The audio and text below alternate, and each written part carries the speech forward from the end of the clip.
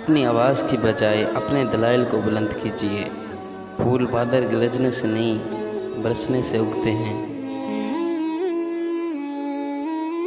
अगर मेरा इल्म मुझे इंसानियत से मोहब्बत करना नहीं सिखाता तो एक जाहिल मुझसे 1000 दर्जा बेहतर है।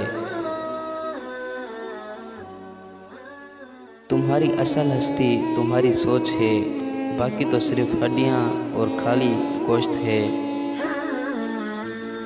खुदा तक पहुँचने के बहुत से रास्ते हैं, लेकिन मैंने खुदा का पसंदीदा तरीन रास्ता मखलूक से मोहब्बत को चुना।